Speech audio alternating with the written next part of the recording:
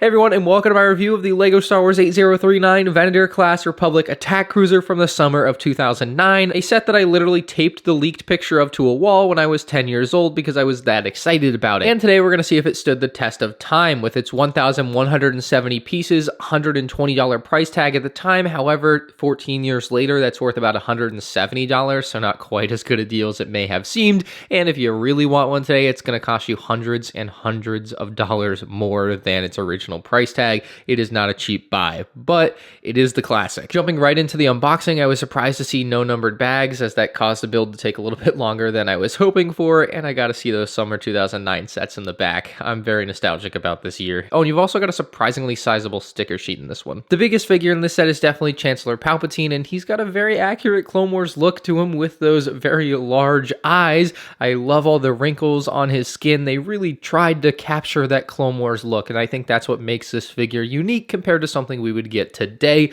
I also think the hairpiece choice here is just about perfect. He's got a couple of cloth pauldrons laid in opposite directions that cover up his arms, which don't have any printing or anything, and then you have a very, very simplistic torso print on him, just nothing crazy. Unfortunately, no leg print or anything like that. This is a very, very simple figure, but I do think it gets the job done and definitely has a classic feel to it. To protect him, they've got a pair of Senate Commandos. These take the standard Clone Wars Clone Trooper print for the torso and apply it here, but on a blue torso, and I always thought this looked super cool. They gave them unique helmets, of course, that are accurate to the show with very good printing. Overall, these characters looked amazing, and for their introduction in 2009 were something very special to me. I really liked these ones, and I still think to this day they look amazing. They do have that classic Clone Wars clone face underneath as well. The next two figures are characters we had seen in other sets with the Clone Gunner and the Clone Pilot, but they do have necessary positions within the set here. As you'll see, this thing is going to be packed with play features, but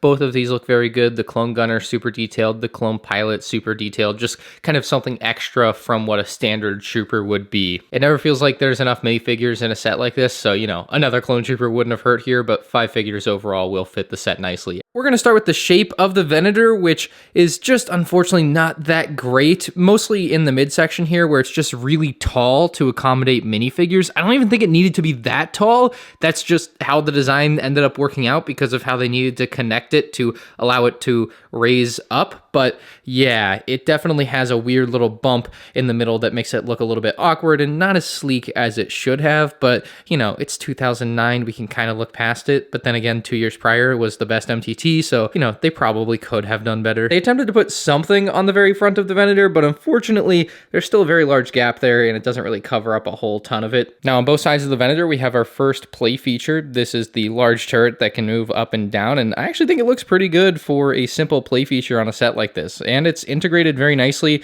like with a very strong build, so you don't have to worry about like ripping or tearing it off. Now, the large red line through the center of the Venator looks really good here, and this is my kind of preferred look for a Venator, where the Republic logos come before the end of the red line, although the shaping up here is not ideal with just a straight cutoff. It definitely has some more texture to it with the actual like in-universe Venator, and of course the UCS one that just released in 2023. The stickers do seem to be pretty good to me, although I do fear them like peeling up because they're so old. I will also say they do use the clear sticker for the base, and that way it's all the same color basically all the way through. You just have to worry a little bit more about air bubbles when applying these, because air bubbles look worse on the clear ones than on like solid colored stickers. Now, something I think might be slightly underrated about this set is that they have panels on the bottom side of the Venator. It doesn't perfectly replicate the shape of it, but it actually does a pretty good job of making it feel like a complete ship, and that it doesn't just have a completely flat void of any detail bottom, which it mostly has, and that's fine. It's supposed to for a Lego playset, otherwise it wouldn't work.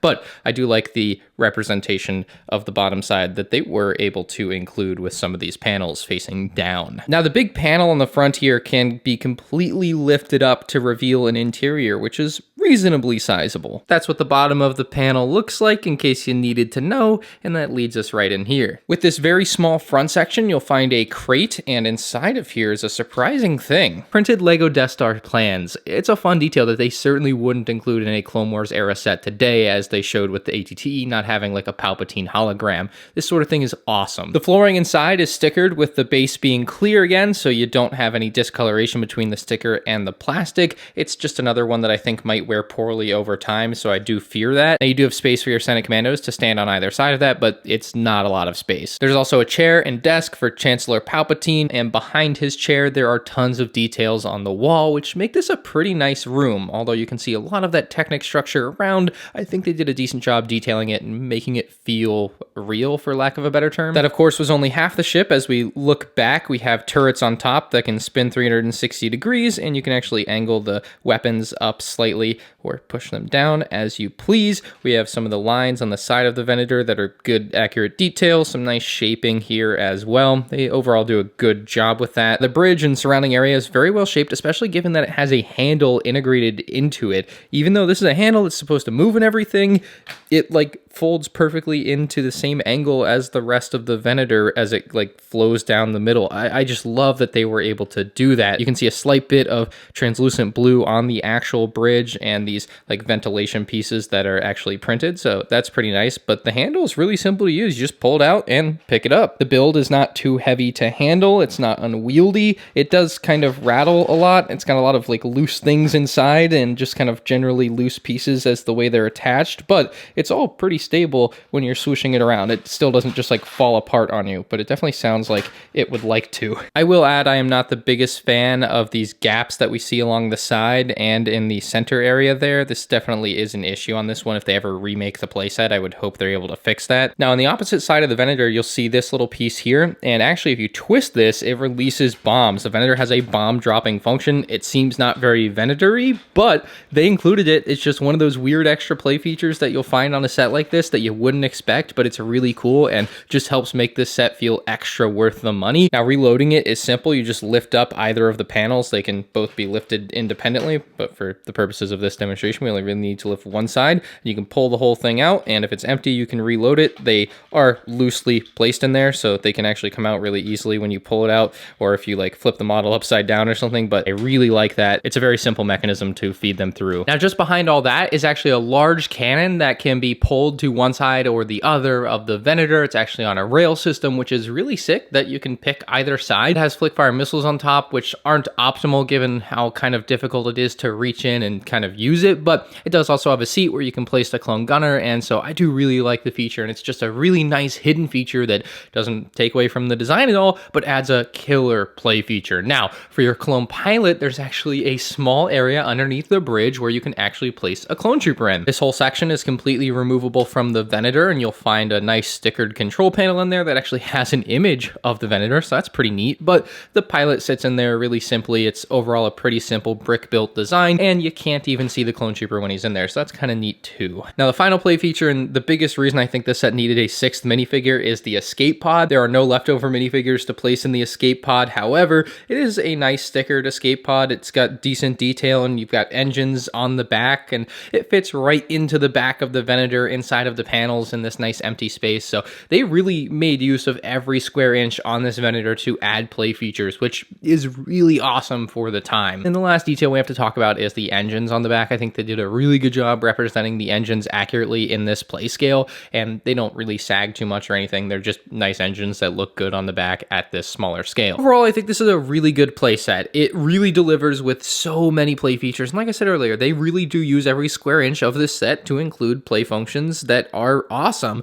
They also include really good minifigures for the time in 2009, and a good value for money at $120 back in the day, but of course, for the many, many hundreds of dollars you would pay today, I wouldn't necessarily recommend picking this one up. They do have a UCS one now. It's probably the better buy for most adult collectors looking to spend that kind of money on a Lego Star Wars Venator, if you know what I mean. So, you know, this one's nice, and it is the classic, but it is really benefiting from being the classic. If they came out with a newer playset version of a Venator today, I think it would just be so much better, assuming it's not significantly downsized, but they could definitely do a better job today. So let me know what you think about this one in the comments section below. I think it's like an 8 out of 10 for me, but leave a like if you enjoyed, and you can check out more Lego Star Wars The Clone Wars reviews on the end screen now.